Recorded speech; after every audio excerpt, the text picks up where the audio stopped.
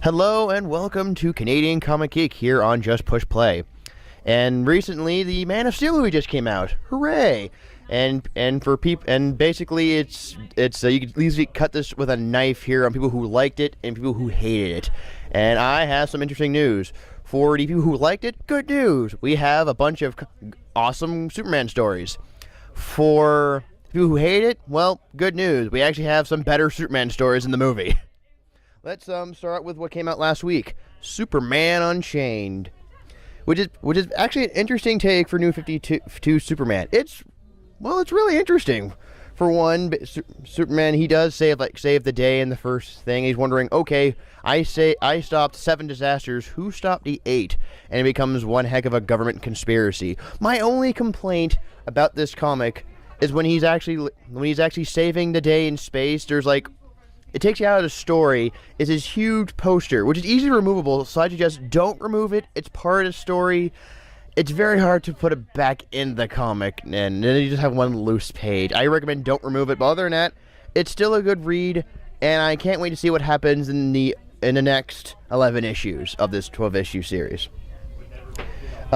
Speaking of a good one, a famous series, All-Star Superman. Well, written by Grant Morrison. It's basically it's telling the last year of Superman's life. Basically, he only has 1 year to live. Oops, spoiler. But that's pretty much the whole premises of the entire series. This is actually just a free copy, but other than that, I recommend buying the graphic novel.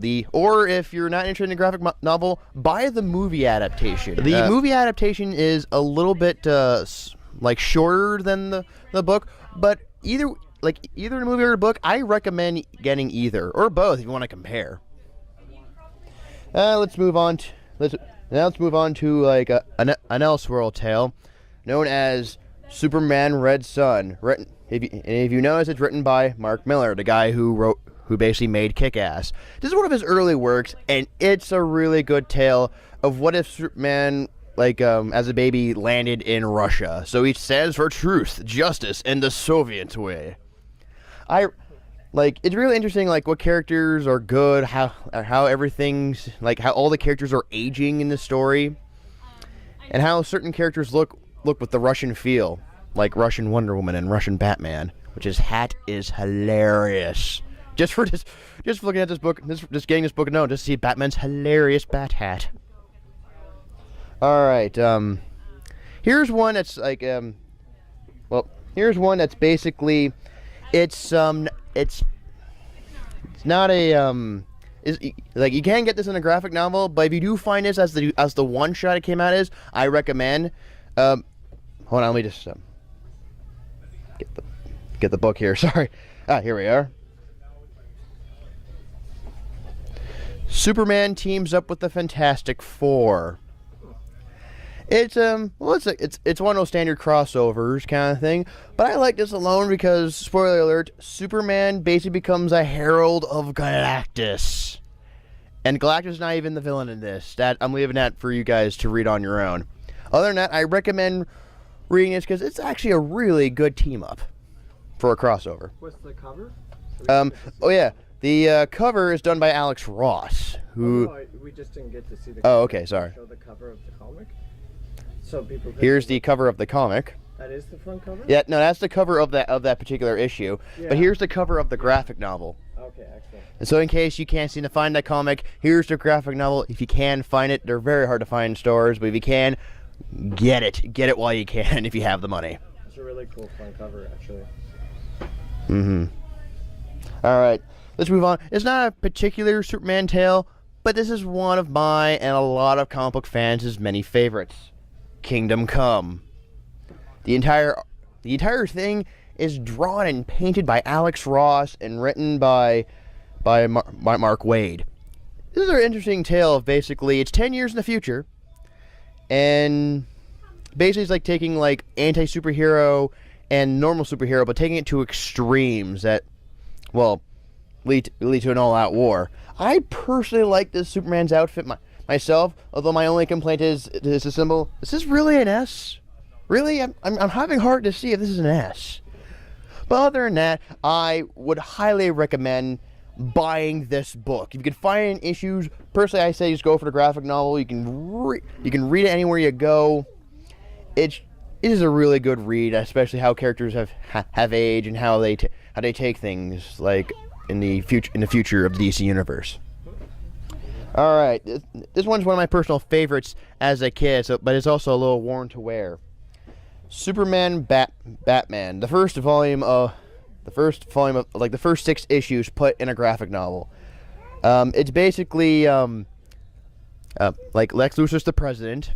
Well, he was the president back then, and basically a giant kryptonite is about to hurl towards Earth, and Lex thought, hey, let's blame Superman on this, and basically Batman comes out, and it's actually a really good read. I love the art in this, and the story's not that bad either. For one, and it's a little spoiler, you get to see my personal favorite, a compository Superman rocket. So it's a giant mech that's half Superman, half Batman. Just seeing that alone makes me want to know how do we get to that point of a giant rocket mech alone.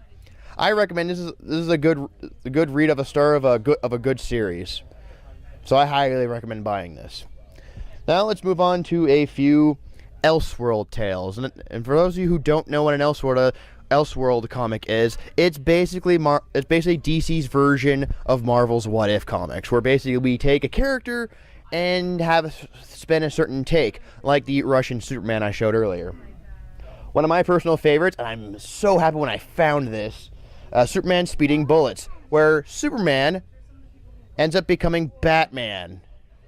Basically, story short, instead of landing in Kansas, he lands at Gotham, at the Wayne Mansion's backyard, where he's raised by the Waynes, who don't have a son, so they name him Bruce, and basically you get to see one hell of an interesting take. And also, the only downside is basically Lex Luthor is like the Silver Age version, so he's like really heavy and huge, so you'll understand once you read it, but I'm like, really? Kingpin Yeah, he's kind of like Kingpin huge. So imagine Lex Luthor, Kingpin huge, but he likes to dress like the Joker. Yeah, so large, white, and wear nothing but purple. Creepy. All right. Next is also another interesting take of what if, like, the whole origin of Superman comes from the dying Krypton to land on Earth. Well, let's spin that in reverse, where Clark, where he was born on Earth, is about to be destroyed by an asteroid, and they send him to space to protect him, where he lands on Krypton.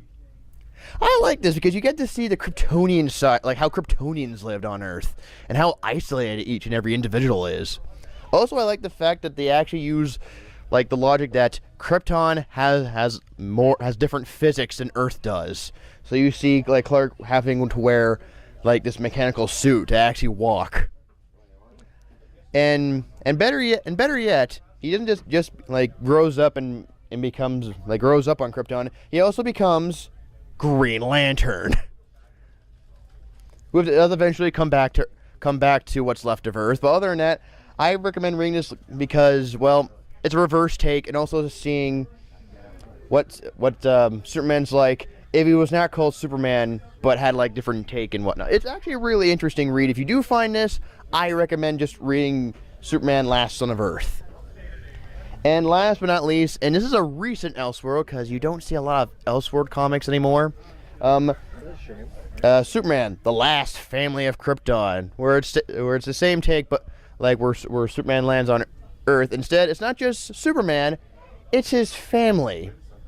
His entire family made it off Krypton and made their lives known on Earth. And it shows a different take. Where basically what Jor-El and his family does on Earth shows like lack of certain superheroes.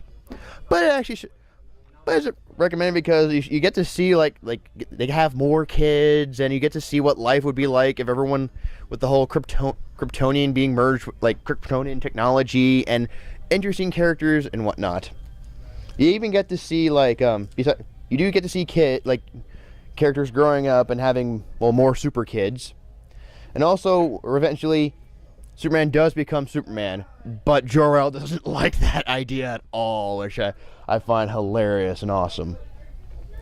Other than that, I do recommend The Last Family of Krypton solely for the fact that it, like every other book I showed, it's a slightly different take, and these are actually the more interesting ones than you would usually find at a comic book store. So if you happen to be at a comic book store or at a bookstore, say like Chapters or whatever the hell the bookstore they have in America, because most of the good ones are gone now, but anyway, like I recommend if you do see any of these books in comic or graphic novel form, go out and buy them. You will not be disappointed. This is the Canadian Comic Geek signing off.